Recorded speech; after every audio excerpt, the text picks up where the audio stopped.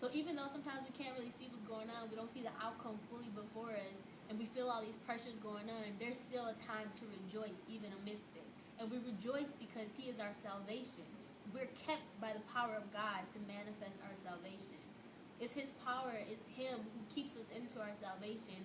And because it's him doing the work in us, we can rejoice. We can be confident in that, and we can rejoice in him.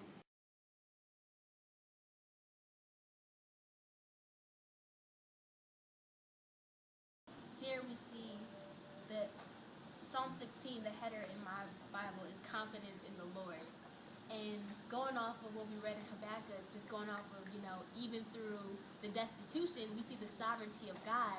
Here now we're looking at David, and David here is speaking to and attesting to who God is and attesting to what he does. He said, Lord, you are my portion, my cup of blessing. He talks about he holds his future, that he knows that God has a plan for his life for him. And even though he can't necessarily see it in the pressures that he's in, or he can't necessarily, find his way out, he knows who God is, and he reminds himself of who God is in order to stir himself up, and in order to get him to that place where it's like, yeah, God, you're sovereign. Even though I'm feeling this way, it's not staying like this. I trust in you. I put my confidence in you. And he says in the last verse, you reveal the path of life to me. In your presence is abundant joy. In your right hand are eternal pleasures. So here we see that that we are able to be made full of joy because of God's presence.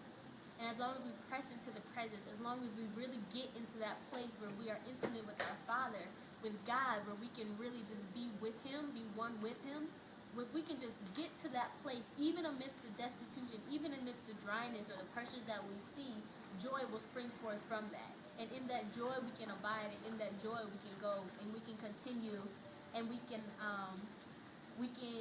have those eternal pleasures that are at his right hand, as it says in this verse. So it's important that we set the Lord before us, that we see him and put our focus on him and not necessarily on the pressures around us.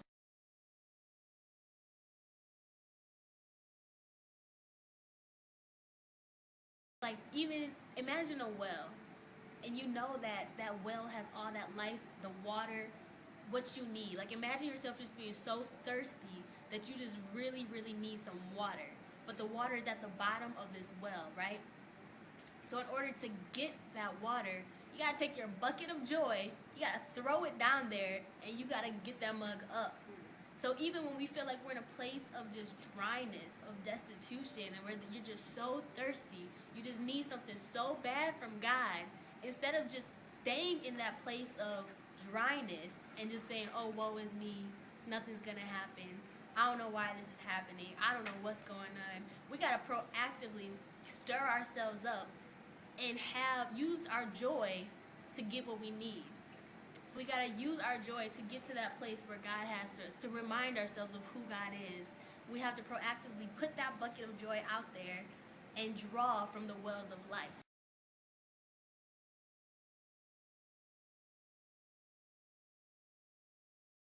Those things that come at us when we feel like we're at our lowest, those thoughts that keep coming at us saying you're not free, you don't got this, where is God, you're by yourself, you're not going to pass this test, you don't got time, you can't focus on the word. All these things, these thoughts that are not of God, we have the authority to take captive.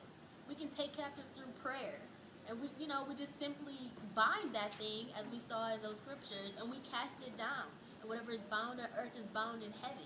And we just loose that truth. We loose what we believe in. We loose God. We loose his presence. And like I said in Psalms, in the presence of God there is fullness of joy.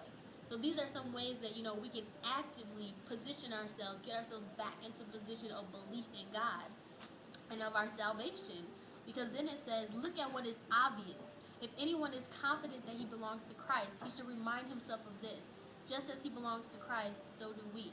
So it's that salvation. Like, we have to remind ourselves who we belong to and the authority that we have in him. I've been waiting for you to fall. Your love like a hurricane.